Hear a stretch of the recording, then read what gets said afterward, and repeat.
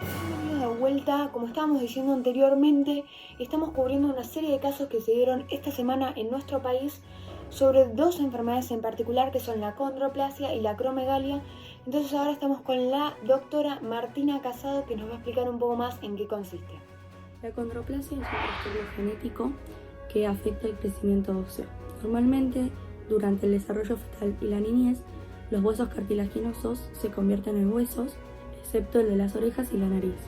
Pero las personas con esta enfermedad, especialmente en los huesos más largos, como el de las piernas y los brazos, este proceso se da mucho más anormal y lento. Es por eso que tienen brazos y piernas cortas. La altura promedio de hombres y mujeres con esta enfermedad es en los hombres 1,31 m y en las mujeres 1,24 m aproximado. Y además la acromegalia es una enfermedad que se produce por el exceso de hormonas de crecimiento, la hipófisis. La hipófisis, que es una glándula endocrina que se localiza en la base del cerebro, y esta lo que hace es le da órdenes a otras hormonas, y en esas hormonas está la hormona de crecimiento. Normalmente esta enfermedad se da por un tumor benigno en la glándula pituitaria, y las personas con esta enfermedad son diagnosticadas de 10 a 15 años después de que inician los síntomas, ya que estos síntomas se dan de forma muy lenta, y el promedio de personas con esta enfermedad son personas con mediana edad. Bueno, muchísimas gracias, doctora Martina Casado.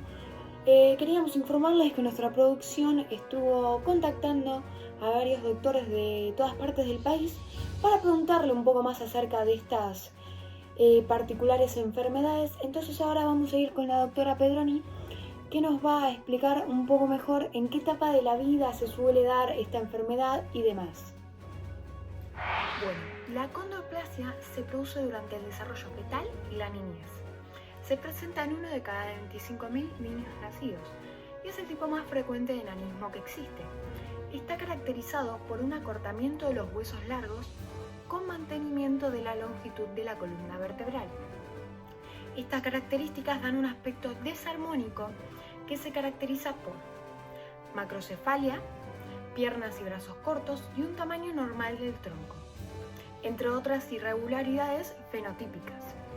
Se ha encontrado que si dos padres acondroplásicos tienen un hijo y ambos transmiten el gen mutante, el niño homocigoto tendrá una esperanza de vida de apenas unas semanas. Bueno, por lo contrario, tenemos a la enfermedad conocida como acromegalia, que por lo general afecta a adultos de entre mediana edad. Se padece cuando la glándula pituitaria produce gran cantidad de hormona de crecimiento durante la edad adulta. Cuando esto ocurre, tus huesos aumentan de tamaño, incluso los de tus pies, tus manos y tu rostro. Sin embargo, se puede manifestar a cualquier edad. En los niños que aún están en crecimiento, el exceso de la hormona de crecimiento puede causar una enfermedad llamada gigantismo. Estos niños tienen un crecimiento excesivo de los huesos y un incremento de altura anormal. Muchísimas gracias. La siguiente pregunta fue realizada por nuestros televidentes y lo que quieren saber es si estas enfermedades son producidas por alteraciones en la información genética, y para eso estamos con la doctora Agustina Barca. La condroplasia es producida por alteraciones genéticas en la información del individuo. La causa de este trastorno es una mutación en el gen para el receptor 3 del factor de crecimiento de fibroblastos 3 localizado en el cromosoma 4. Existen dos mutaciones posibles que afectan a este gen, el G1138A y el G1138C. Ambas son puntuales, donde dos pares de bases complementarias del ADN se intercambian. La acromegalia no es una enfermedad producida por alteraciones en la información genética del individuo. Esta es una enfermedad subdiagnosticada. Se estima una prevalencia de 40 casos entre 1 millón de habitantes y una incidencia de unos 4 o 5 casos entre 1000 habitantes por año. Es más frecuente diagnosticarla a personas de entre 40 y 60 años. pero puede aparecer en adolescentes o en personas de tercera edad. Esta es una enfermedad que aparece en ambos sexos, pero más frecuentemente en mujeres que en hombres. En la mayoría de los casos se produce por la existencia de un tumor benigno en la hipófisis, que secreta la hormona de crecimiento de manera independiente. Buenísimo. Por último, nos gustaría preguntarle a la doctora Micaela Simo si dichas enfermedades son contagiosas, hormonales y por qué.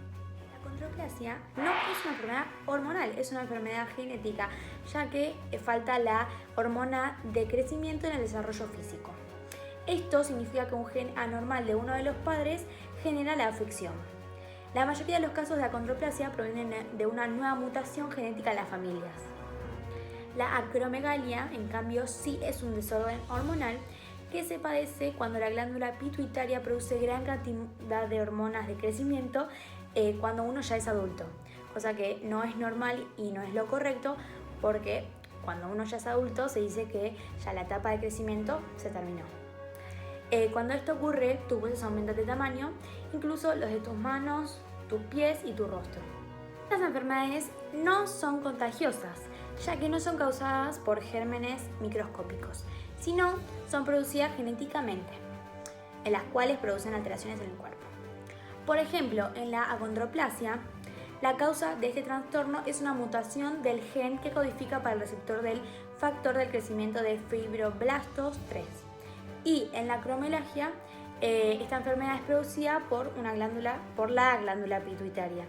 Y si el noticiero me permite, quería responderle una de las preguntas más frecuentes o más comunes a la hora de escuchar de una nueva enfermedad, que es si estas enfermedades tienen cura o cuáles serían los tratamientos.